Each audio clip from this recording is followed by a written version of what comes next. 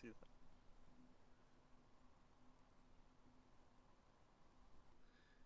And then as we place it on the thorax of the butterfly, you can see it's rising up.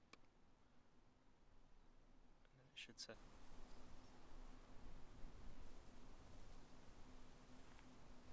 One of the reasons I study butterflies is because they are this very good indicator species. They're sensitive to change, and that can be all sorts of change, but it does include changes in temperature.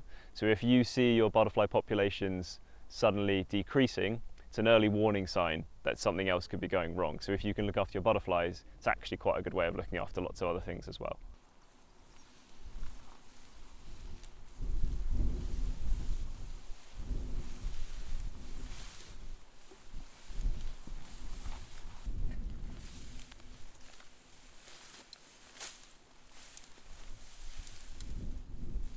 Normally, butterflies are definitely associated with hot, sunny weather.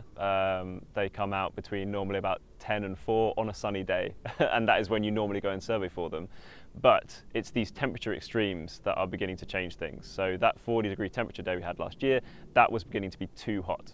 As things got above about 35 degrees air temperature, suddenly what was a hive of activity of different things flying in the field suddenly stopped. Things were seeking out shade to cool down, and if temperatures continue to rise, continue to reach those extremes, which they're projected to do more and more often, then species are really going to struggle, and that's why things like the butterfly banks with their shaded slopes are going to be more useful for them in the future. Demonstrate the idea.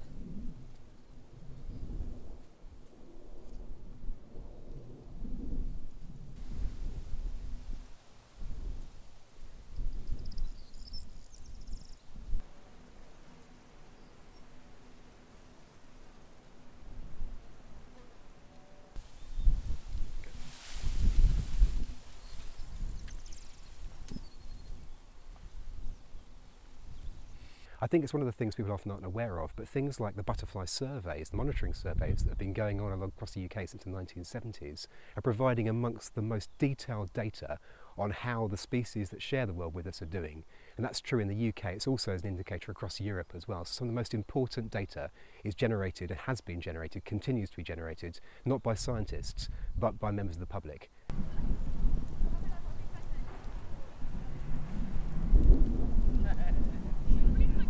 But not quite. Can I assume there's no moss as well? Yeah, the disturbed banks, there's not really. No. Okay, 40% ragwort then. I can only see Have we got any prickly hawk things? There's No. a bit of grass down here as well. Mystery. I think that's about it. Most I there can't is kind see of much a more. reasonable amount of bare earth kind of in the middle. 10. Okay, that's here. Prickly sow thistle 1. This one, 1. And I think we've got...